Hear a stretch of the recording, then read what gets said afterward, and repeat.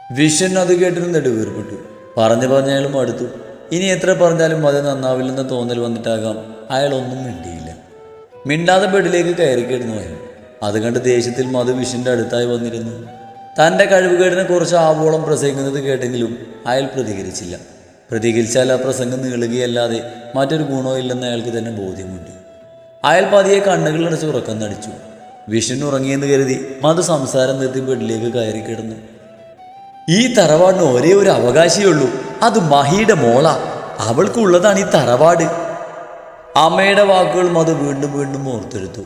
അത് മീരയോടുള്ള അവളുടെ വിദ്വേഷം കൂട്ടി. അതോടെ മീരയെ പൂർണ്ണമായും അത് ശത്രുപക്ഷത്തേക്ക് മാറ്റി നിർത്തി. മഹിയുടെ എല്ലാം ഇനി അവൾക്ക് അവകാശപ്പെട്ടതാണ്. ആ തിരിച്ചറിവിൽ അവർ വല്ലാതെ അസ്വസ്ഥയായി. ആ അസ്വസ്ഥത ആരോടൊന്ന് പങ്കുവെക്കാൻ പോലും കഴിയാതെ ഉറക്കമില്ലാതെ മധു ആ രാത്രി തള്ളി നീക്കി. വരലക്ഷ്മി മഹിയുടെ മുറിക്ക് മുന്നിൽ പതിവ് പോലെ കാവലിരിക്കുകയാണ്. ഒത്തിരി സ്നേഹം കൊതിച്ചു.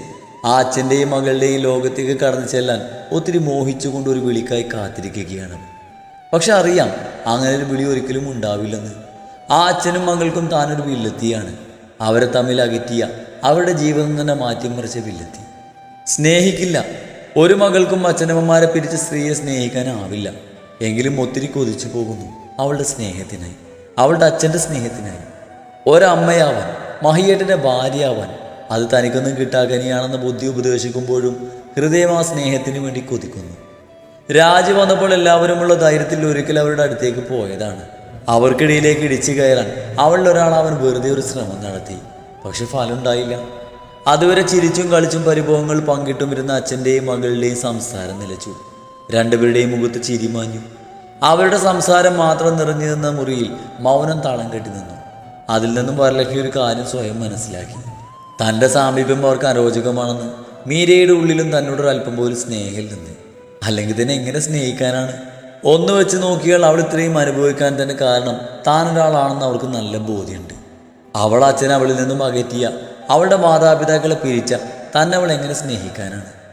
അവരുടെ ഒരു നോട്ടത്തിന് പോലും താൻ അർഹയില്ലെന്ന തിരിച്ചറിവിൽ ആ നിമിഷം തന്നെ ആ മുറി വിട്ടിറങ്ങി.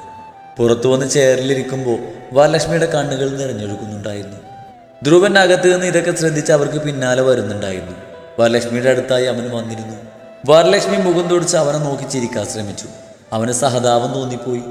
ജനിച്ച കാലം മുതൽ പെറ്റമ്മയേക്കാൾ കരുതൽ തന്ന വളർത്തമ്മ തന്നെയായിരുന്നു അവന് വരലക്ഷ്മി.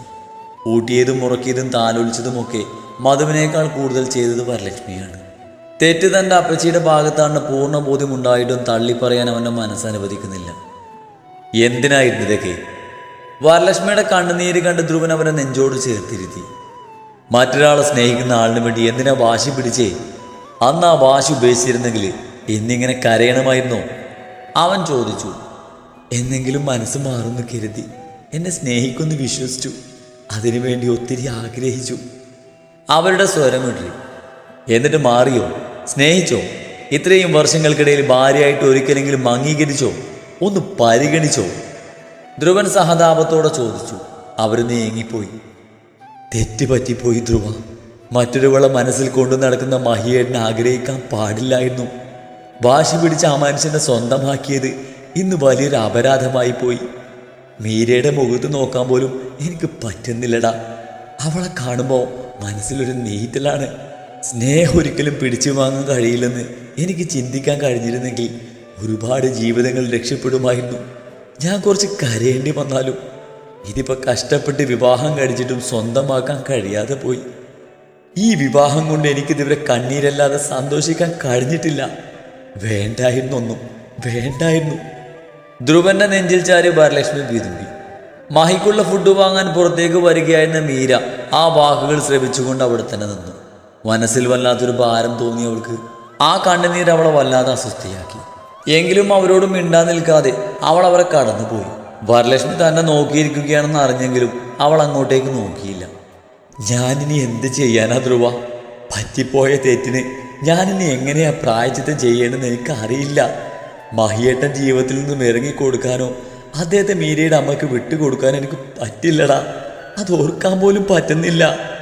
മഹിയേട്ടൻ്റെ സ്നേഹം കിട്ടാൻ ഈ ജന്മം ഭാഗ്യം ഉണ്ടാവുമെന്ന് എനിക്കറിയില്ല. പക്ഷെ സ്നേഹിക്കില്ലെന്ന് കരുതി വിട്ടുകളയാൻ തോന്നുന്നില്ല. നീരജയ്ക്ക് ഇന്നൊരു കുടുംബമല്ലേ, ഭർത്താവുണ്ട്, അതിലൊരു മകളുണ്ട്. ആ ഭർത്താവിനോട് ഒത്തിരി സ്നേഹിക്കുന്നുമുണ്ട്. അപ്പം പിന്നെ ഞാൻ മഹിയേട്ടനെ സ്വതന്ത്രയാക്കിയ ഞാൻ കരയേണ്ടി വരുന്നല്ലാതെ ആർക്കൊരു നേട്ടമില്ലല്ലോ. അവർ തന്നെ ഓരോന്ന് ചിന്തിച്ചു കൂട്ടി പറഞ്ഞുകൊണ്ടിരുന്നു. ധ്രുവൻ അവരെ തന്നെ നോക്കിയിരിക്കുകയാണ്. എന്ത് പറഞ്ഞ് സമാധാനിപ്പിക്കുന്ന അറിയാതെ വെറുതെ നോക്കിയിരിക്കാനേ അവന് കഴിയുന്നുള്ളൂ. രാത്രി ഉറങ്ങാൻ കിടക്കുകയായിരുന്നു ലക്ഷ്മി അമ്മ. പക്ഷെ ഉറങ്ങാൻ കഴിയുന്നുണ്ടായിരുന്നില്ല. തൻ്റെ മകനും നിളയും കുഞ്ഞും അവരുടെ ചിന്തകളെ ഭരിച്ചു. ചെയ്യുന്നത് തെറ്റാണോ ശരിയാണോ എന്നറിയില്ല. താനിപ്പോൾ നിളയെ സ്വീകരിക്കുകയാണ്. മനുഷ്യപ്പറ്റില്ലാത്ത അവളുടെയും അവളുടെ അച്ഛൻ്റെയും വിജയമാണത്. അത് നന്നായി അറിയാമെങ്കിലും ലക്ഷ്മി അമ്മക്ക് വേറെ വഴിയുണ്ടായിരുന്നില്ല. മകൻ്റെ ജീവൻ്റെ അംശമാണ് ആ കുഞ്ഞ്. തൻ്റെ മകനിൽ നിന്നും പിറവിയെടുത്ത ജീവൻ. അതിനെ ഇല്ലാതാക്കാൻ അവർക്ക് മനസ്സ് വരുന്നില്ല. താനും മകനും മാത്രമുള്ള ലോകത്തേക്ക് ഒരു കുഞ്ഞുകൂടി വന്നാൽ അതൊരു സ്വർഗമാവുമെന്ന് ലക്ഷ്മി അമ്മ വിശ്വസിച്ചു. കുഞ്ഞിൻ്റെ കളിച്ചിരികളും കുറുമ്പുകളും ഒക്കെ ഓർക്കുമ്പോൾ 9 മാസം എങ്ങനെയെങ്കിലും കടന്നു പോയാൽ മതിയെന്നാണ് ലക്ഷ്മി അമ്മക്ക്. അവിടെ നിലയെ അവർ പാഠം മറന്നു. തൻ്റെ മകൻ്റെ കുഞ്ഞിനെ പേറുന്നവൾ ആ ഒരു പരിഗണന മാത്രം. ആ സമയത്തൊക്കെ മകനെക്കുറിച്ച് ചിന്തിച്ചു ലക്ഷ്മി അമ്മ. മീരയുമായി ഒരു സന്തോഷകരമായ ജീവിതം അവൻ സ്വപ്നം കണ്ടു തുടങ്ങിയിരിക്കുന്നു. ഡിവോഴ്സ് കിട്ടുമെന്ന പ്രതീക്ഷയിൽ തന്നെയായിരുന്നവൻ. അവൻ വിഷമിക്കുന്നത് കാണാൻ തനിക്കും ആഗ്രഹമില്ല. പക്ഷെ അവനോളം പ്രിയപ്പെട്ടതാണ് തനിക്ക് അവൻ്റെ കുഞ്ഞ്. ലക്ഷ്മിയമ്മ ഓർത്തു. അവൻ്റെ എല്ലാം നഷ്ടമായതുപോലെയുള്ള നിൽപ്പ് കണ്ണിൽ തറച്ചത് ലക്ഷ്മിയമ്മ മെല്ലെ എണീറ്റു. ഡോർ തുറന്ന് പതിയെ സ്റ്റെയർ കയറുമ്പോൾ മുട്ടിന് ചെറിയ വേദന തോന്നിയെങ്കിലും മെല്ലെ മെല്ലെ അവർ ആ പടികൾ ഓരോന്നായി കയറി. മുറിയിൽ ഓക്കാണെന്ന് കണ്ടതും ലക്ഷ്മിയമ്മ ഡോറിൽ മുട്ടി അവനെ വിളിച്ചു. ശ്രീകുട്ടാ. രണ്ടാമത്തെ വിളി വിളിക്കും മുന്നേ അവൻ ഡോറ് തുറന്ന് ബെഡിൽ പോയിരുന്നു. അവനിട്ടിരിക്കുന്ന ഷർട്ടിൽ മുഖം തുടക്കുന്നുണ്ട്. കണ്ണുകൾ ചുവന്ന് കലങ്ങിയിട്ടുണ്ട്. ലക്ഷ്മിയമ്മക്ക് പാവം തോന്നി. നീ ഈ വേഷമൊന്നും മാറ്റിയില്ലേ? ഇതെന്തൊരിപ്പാടാ. അവനടുത്ത് ചെന്നിരുന്നു കൊണ്ട് അവർ അവൻ്റെ തലയിൽ തടകി. അവൻ മുഖം കുനിച്ച് ദേഷ്യത്തോടെ ഇരിക്കുകയാണ്. ലക്ഷ്മിയമ്മ മെല്ലെ ആ മുഖം പിടിച്ചുയർത്തി. നീ കരഞ്ഞോ? അവർ അലിവോടെ തിരക്കി. അവൻ അമ്മയുടെ കൈ എടുത്തു മാറ്റി. മോൻ അമ്മയോട് ദേഷ്യമാണോടാ? അവർ ചോദിച്ചു. അവനൊന്നും മിണ്ടിയില്ല. ശ്രീകുട്ടാ, നിന്നെ പോലെ ചിന്തിക്കാൻ എനിക്ക് പറ്റുന്നില്ലടാ. എനിക്ക് നിന്നെ പോലെ തന്നെയാ നിന്റെ കുഞ്ഞ്. അല്ല, നീ തന്നെയാണ്. നിന്റെ രക്തത്തിലുള്ള ആ കുഞ്ഞ് നിനക്ക് തുല്യാണ് എൻ്റെ മനസ്സിൽ. അത് നമ്മുടെ രക്തമല്ലേടാ, നമ്മുടെ വീട്ടിൽ ആദ്യത്തെ കുഞ്ഞ്. അതിനെ കൊല്ലാൻ കൂട്ടു നിൽക്കാനുള്ള മനസ്സുറപ്പൊന്നും എനിക്കില്ലടാ. അവർ സങ്കടത്തോടെ പറഞ്ഞു. ആ കുഞ്ഞിനെ മാത്രമേ അമ്മ കാണുന്നുള്ളൂ. എന്നെ ചതിച്ചവൾ അമ്മ മറന്നു പോകുന്നു. അവൾ ചെയ്തതൊക്കെ ഇത്ര വേഗം മറന്നോ? എന്നെയും മീരയും തമ്മിൽ അകറ്റിയത് പോരാഞ്ഞിട്ട് മീരയോട് ചെയ്തതൊക്കെ അമ്മക്ക് അറിയാവുന്നതല്ലേ? ഈ കുഞ്ഞവളുടെ വയറ്റിൽ കുരുത്തതോടെ അമ്മ അതെല്ലാം മറക്കുകയും പൊറുക്കുകയും ചെയ്തോ? മറക്കാനും പൊറുക്കാനും അമ്മക്ക് പറ്റും, പക്ഷേ എൻ്റെ അതിന് കിട്ടില്ല. അവൻ നീരസത്തോടെ പറഞ്ഞു. ഞാനെല്ലാം മറന്നെന്നും അവളോട് പുറത്തൊന്നും നിന്നോടാരാ പറഞ്ഞേ? ഞാനൊന്നും മറന്നിട്ടില്ല. അവൾ എൻ്റെ മരുമകളായിട്ട് ഞാൻ കാണുന്നുമില്ല. നമ്മുടെ കുട്ടിയെ ഓർത്തിട്ടാ ഞാൻ അവളവിടെ കയറ്റിയത് തന്നെ, അല്ലാതെ അവളോട് എനിക്കൊരു മമതയില്ല. ലക്ഷ്മിയമ്മ ഉള്ളതുപോലെ പറഞ്ഞു. ശ്രീ ഒന്നും മിണ്ടിയില്ല. ശ്രീകുട്ട, കുഞ്ഞിന് വേണ്ടി മാത്രമാണ് ഞാൻ അവളിവിടെ നിർത്തിയത്. ആ കുഞ്ഞിന് വേണ്ടി നീ അവളോട് പൊറുക്കണമെന്നോ അവളെ സ്നേഹിക്കണമെന്നോ ഒന്നും എനിക്ക് ഒട്ടും ആഗ്രഹമില്ല. നീ അവളെ ഭാര്യയായി കാണുകയും വേണ്ട. കുഞ്ഞിനെ കേടുപാടുകളൊന്നുമില്ലാതെ ആദ്യം കയ്യിൽ കിട്ടട്ടെ. അതിനുശേഷം എന്താന്ന് വെച്ചാൽ നമുക്ക് ചെയ്യാം. അതുവരെ ഡിവോഴ്സ് നമുക്കൊന്ന് നീട്ടിവെക്കാം. ഒരു കാര്യം അമ്മ മോൻ ഉറപ്പ് തരാം, ഈ കുഞ്ഞിൻ്റെ പേരിൽ നിളയെ ആരും നിന്റെ തലയിൽ കെട്ടി വെക്കില്ല. ഇതെൻ്റെ വാക്കാ. ലക്ഷ്മിയമ്മ അവൻ്റെ ഉള്ളം കൈയിൽ കൈ ചേർത്ത് പറഞ്ഞു. എന്നിട്ട് ശ്രീയുടെ മുഖത്ത് വലിയ തെളിച്ചൊന്നുമില്ല. നീ ഈ വേഷമൊക്കെ ഒന്ന് മാറി ഒന്ന് ഫ്രഷായിട്ട് വാ.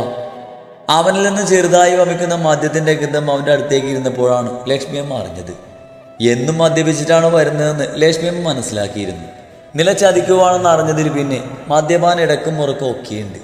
മുൻപുണ്ടായിരുന്നു, വലിയ വലിയ ഫംഗ്ഷന് പോകുമ്പോഴോ മറ്റോ സുഹൃത്തുക്കൾക്കൊപ്പം പേരിനൊരൽപ്പം കഴിക്കും. ഇപ്പോൾ അളവിൽ മാറ്റം വന്നെന്ന് അറിഞ്ഞപ്പോൾ ലക്ഷ്മിയമ്മ അവനെ ഒരുപാട് ഉപദേശിച്ചതാണ്. പക്ഷേ ഫലമൊന്നും ഉണ്ടായില്ല. ചെല്ലടാ, ഫ്രഷായി വന്ന് കിടക്കാൻ നോക്ക്. ഓരോന്ന് ആലോചിച്ചിരിക്കാതെ കിടന്ന് ഉറങ്ങാൻ നോക്ക്. ലക്ഷ്മിയമ്മ അവനെ ബാത്റൂമിലേക്ക് ഉന്തിത്തള്ളി വിട്ടുകൊണ്ട് അവൻ്റെ ബെഡ്ഷീറ്റ് കുടഞ്ഞു വിരിച്ചിട്ടു. ശേഷം ആ മുറിയിൽ നിന്നും ഡോറ് ചാരി പുറത്തേക്ക് ഇറങ്ങി. ബൈസ്റ്റാൻഡർക്കുള്ള ബെഡ് മുറിയിലുണ്ടായിരുന്നുവെങ്കിലും നേഴ്സ് പോയ ശേഷം അവൾ മഹിയുടെ അരികിലായി കയറി കിടന്നു. ഒരു കൊച്ചു കുഞ്ഞിനെ പോലെ ഒത്തിരി ഇഷ്ടത്തോടെ അവൾ അച്ഛൻ്റെ നെഞ്ചോരം ചേർന്ന് കിടന്നു. സന്തോഷം തോന്നി. ഒരു കൊച്ചു കുഞ്ഞിനെ തലോടും പോലെ മഹി അവളുടെ തലയിൽ തലോടി. ഇടയ്ക്കിടെ അവളെ തലയിൽ താളത്തിൽ തട്ടുന്നുണ്ട്. കൊച്ചു കുഞ്ഞുങ്ങൾ ഉറക്കും പോലെ. ഹരിയെയോ നരേന്ദ്രനെയോ നിളയെയോ നീരജയെയോ ആരും അവൾ ആ രാത്രി ഓർത്തില്ല. മനസ്സ് നിറഞ്ഞ സന്തോഷത്തോടെ ആശന്റെ നെഞ്ചിന്റെ ചൂടിൽ അവൾ സുഖമായി ഉറങ്ങി. നാളത്തെ ദിവസത്തെ ഓർത്ത് അന്നേരം അവളുടെ മനസ്സിലൊരു ആദിയും അവശേഷിച്ചിരുന്നില്ല. രാവിലെ തന്നെ ശ്രീ ഉറക്കമുണർന്നു. രാത്രി കുറച്ച് വൈകിയാണെങ്കിലും വരലക്ഷ്മി ശ്രീയെ വിളിച്ച് കേസിന്റെ കാര്യം അറിയിച്ചിരുന്നു. മദ്യലഹരിയിൽ ഉറങ്ങിപ്പോവാതിരിക്കാൻ അവൻ ഫോണിൽ അലാറം സെറ്റ് ചെയ്തിട്ടാണ് കിടന്നത്. അലാറം സെറ്റ് ചെയ്തെങ്കിലും അവൻ എണീറ്റപ്പോൾ 8 മണി കഴിഞ്ഞിരുന്നു. 11 മണിക്കാണ് കേസ് വെച്ചിരിക്കുന്നതെന്ന ആശ്വാസത്തോടെ ശ്രീ എണീറ്റ് ബാത്റൂമിലേക്ക് നടന്നു. 1 മണിക്കൂറിനുള്ളിൽ കുളിയെല്ലാം കഴിഞ്ഞ് അവൻ തലയും തുവത്തി ബാത്റൂമിൽ നിന്ന് ഇറങ്ങി വന്നു. ടവല് ചെയറിലേക്ക് വിരിച്ചിട്ട് കൊണ്ട് വാർഡ്രോബ് തുറന്ന് അതിൽ നിന്ന് നല്ലൊരു ഷർട്ടും പാൻറ്റും എടുത്ത് ധരിച്ചു. കണ്ണാടിക്ക് മുന്നിൽ ചെന്ന് നിന്ന് മുഖത്ത് ലേശം പൗഡർ ഇട്ട് സ്പ്രേയും പൂശി. മുടിയും കൂടി ചീകി കണ്ണാടിക്ക് മുന്നിൽ തിരിഞ്ഞും മറിഞ്ഞു നിന്ന് നോക്കി സുന്ദരനാണെന്ന് ഉറപ്പുവരുത്തി.